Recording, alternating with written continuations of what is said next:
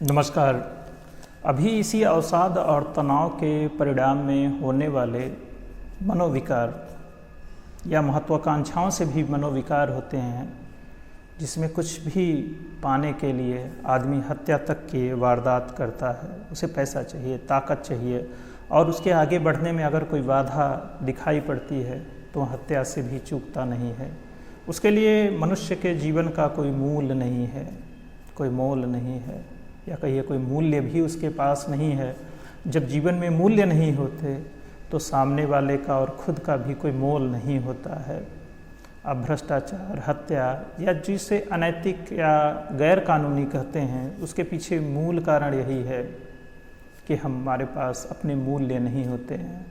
हम मूल्यों का पतन देख रहे हैं, जिसमें हम मूल्य विहीन हो गए हैं, और इसी मूल्यहीनता का परिणाम आप समाज में देखते हैं, परिवार में देखते हैं और खुद में देखते हैं।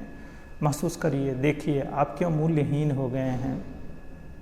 अमेरिका हो, भारत हो या दुनिया का कोई और देश हो, जातीय, धार्मिक, उन्माद, हिंसा, और किसी व्यक्ति को उसके खास पहचान के कारण मार दिया गया, लोग साथ में खड़े हुए, या घृणा फैलाई जा रही है, तो उसके अपने पक्ष हैं। तभी इससे पहले के हमने बात किया था, जिसमें अवसाद के दौरान आत्महत्या और जीवन के मूल्य की बात थी। अब हत्या के बारे में बात करते हैं और अपनी समझ के देखते हैं कि हम कैसे कितना क्या समझते हैं। तो आइए थोड़ा कत्ल के बारे में भी बात कर लेते हैं। ये कोई नई बात नहीं है, कत्ल आगे भी होते रहेंगे, क्योंकि मनुष्य का क्षरण आगे भी जारी रहेगा, पहले भी वैसे ही था। अच्छा मनुष्य बनने की एक निरंतर प्रक्रिया जारी रहनी चाहिए, और इसी कोशिश का परिणाम है कि आप कुछ अच्छा गढ़ने की कोशिश करते हैं और अच्छा बनते रहिए, करते हैं। आइए, यह कत्ल का सिलसिला नया नहीं है। जगह कौन सी थी, कौन मारा, किसने मारा, इससे कोई फर्क नहीं पड़ता। वह अब हमारे बीच नहीं है, बात यही सही है। यह सदियों से होता आया है, मरने मारने का सिलसिला चलता रहा है। हालांकि मौत के बाद तमाम तरह के जिक्र होते हैं, क्यों और कैसे की कहानियाँ हर जगह कही जाती हैं, पर किसी भी हालात में किसी का मरना अच्छा नहीं है। पर क्या कहा जाए, यह सिलसिला थमता नहीं है।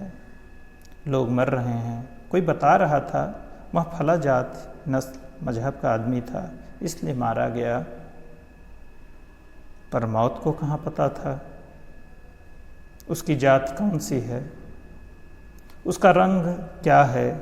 मारने वाला भी किसी न किसी जात का होता है, वह भी एक दिन मरता है। तो मरने का सिलसिला कभी खत्म नहीं होता है, मगर इस तरह से मरना अच्छा नहीं है। जो भी यहाँ आता है उसको एक उम्र मिली है जिसे वह जीता है, फिर इस जहाँ से रुखसत हो लेता है। इस रुखसती का तरीका जब कोई किसी और तरीके से तय कर देता है, तब वह कत्ल बन जाता है। यह काम वह खुद भी करता है। जब अपने आप खुद को मार लेता है, तब इस कत्ल को हम खुदकुशी कहते हैं। हालांकि यह भी अपराध है, पर किसी और की ज़रूरत नहीं पड़ती। वह अपना कातिल खुद है। फिलहाल कुछ भी हो, इस तरह से मरना अच्छा नहीं है, क्योंकि मरने के बाद किसी की वापसी संभव नहीं है। ऐसे में हर हाल में इस कत्ल को टाला जाना चाहिए। हालात कितने भी बुरे हों, कोई और रास्ता निकालना चाहिए। वह आदमी कैसा भी हो, बातचीत करना चाहिए। क्या पता वह कुछ और हो, क्या पता वह कुछ और हो, हमारी कहानी से मेल न खाता हो, किसी दूसरे रंग या शक्ल में पता चले मेरा ही अक्ष हो। जबकि मैं कहानियों से घिरा हूँ, जो किरदार सच में सामने है उससे मिलता नहीं हूँ। यह कहानी गढ़ना एक तरफा नहीं है। वह भी मेरे बारे में सुनी सुनाई कहानियाँ कहता है, जिसका मुझसे कोई मतलब नहीं है। ऐसे ही कहानी का डर हर आदमी को डराता है, जबकि भीड़ बहुत है मगर सब एक जैसे हैं। ये पता करना मुश्किल नहीं है, बस एक काम करना है, थोड़ी देर साथ बैठना है, बातचीत करना है।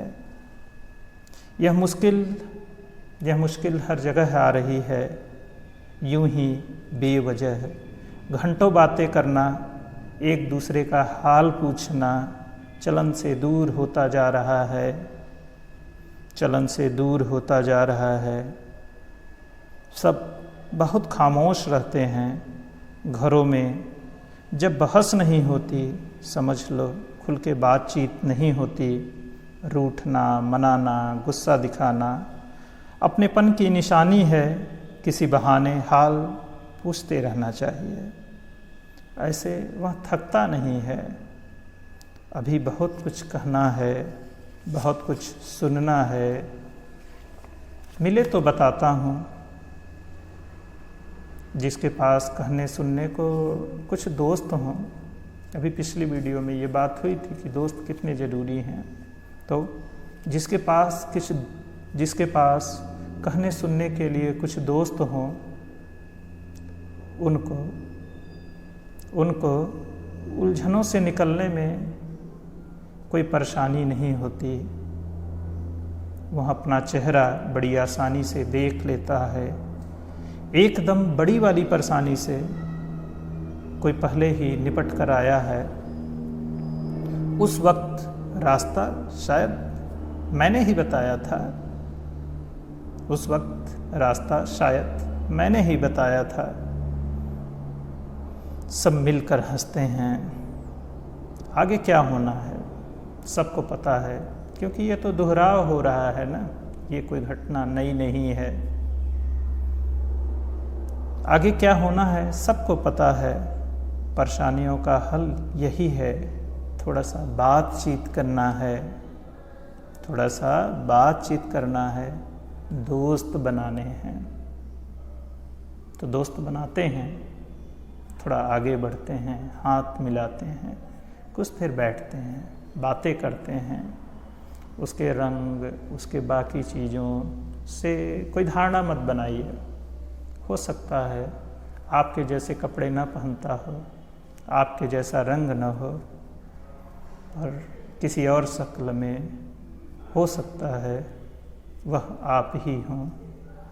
तो मिलिए और बात करिए, बैठिए, थोड़ा वक्त दीजिए एक दूसरे को। देखिए चीज़ें आसान होंगी और ये दुनिया निश्चित रूप से और खूबसूरत बनेगी। तो हम उस खूबसूरती को आगे बढ़ाने की अपनी कोशिश जारी रखेंगे। और आपको ज़िंदगी के लिए ढेर सारी शुभकामनाएं। फिर मिलते हैं आगे और ऐसे ही बातचीत करते रहते हैं।